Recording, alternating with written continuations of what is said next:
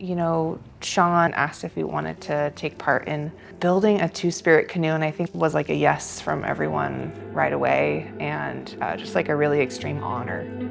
That is huge.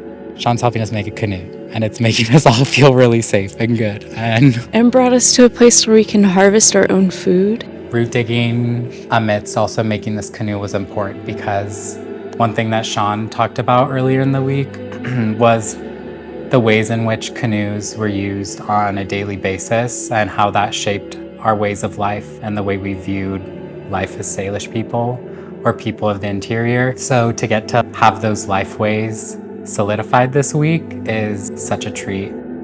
I always knew that maybe someday I wanted to do a two-spirit themed canoe with the Salishan Sturgeon nose canoe method. The nose ends of this canoe is based on the curvature of the traditional digging stick from the Plateau Culture region. So one of our women's tools, historical women's tools, I celebrate that in this canoe. Instead of just making the nose straight, I gave it that Salishan refinement of one of our traditional women's tools.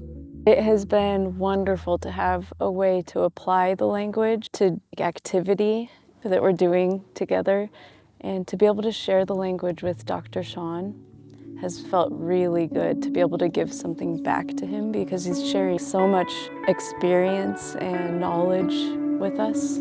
Our language teacher, Huacho, had reclaimed this word by working with their grandmother, and they told me what Stamia meant, and it was about a doe with antlers.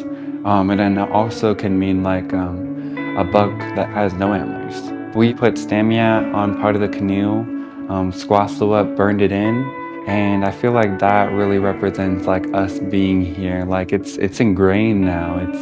It's there. Stamia is on this canoe, and everyone can see it, and we're just gonna create more visibility. Speak them. Speak them. I've struggled with physical health, and as a result of that, mental health a lot, because it takes a lot to be in pain and the impact of that. And I think that when I work with my hands, I get to just be in that singular task, and that's an incredibly healing thing for a very busy world.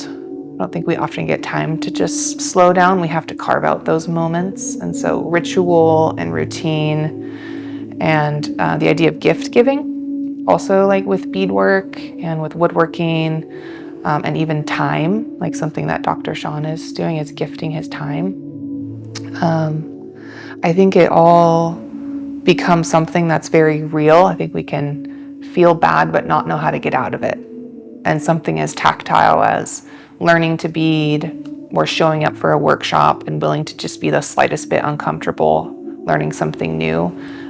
It's so quick that that feeling fades, and it's replaced with just that feeling of feeling really warm.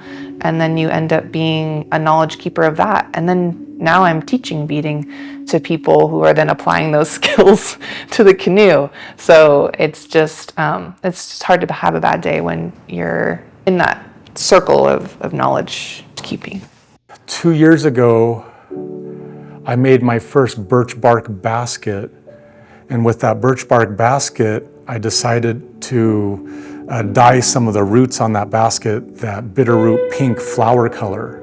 And then I took that basket up to one of our green parks in the city of Spokane, and some of our bitterroot pinks were blooming at that time. And so I modeled that birch bark basket with that. And then it was amazingly beautiful to go out with the two-spirit group yesterday and actually return to that green space. And Aya harvested some bitterroot that just really tied in with that theme, also using one of the digging sticks, one of our traditional digging sticks, to harvest that bitterroot. So it was just an amazing experience. I've been witnessing Dr. Shawn make these and been so probably like overly excited whenever I introduce myself to him, because I just nerd out about this stuff. It's like a lot of intersections of woodworking, beadwork, cultural traditions, and bringing it into like a modern age and acknowledging who we are now. And I see that so much in Dr. Shawn's work. So building this Stamia Kla'i, our two-spirit canoe, it's like being invited back in to be part of the nervous system of our communities. Now there's a space just for us here in Spokane. It's like so special. And I think that like Two-Spirit people, ones who are there to be able to take care of not just like their grandparents and stuff, but their whole families. Like so many of us feel like the glue of our families. And so for us to be the ones learning these kinds of things and holding these kinds of knowledges means that everyone benefits from it. So I'm just really excited for us to have this canoe, and every Two-Spirit person now feels welcome on the water.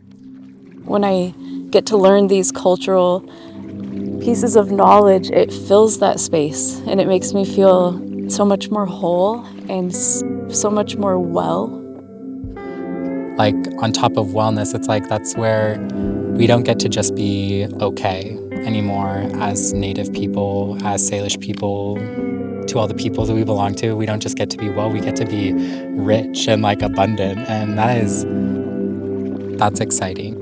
Now that you see Stamyat on the water, every Stamyat, every Two-Spirit and Indigiqueer person can come and we can invite them to go to Canoe Journey. We're not just waiting around for someone to think about Two-Spirits, because Dr. Shawn thought of them and we're thinking of them, and I'm so glad to be here with y'all and be here like with all the Stamyat in the natural world.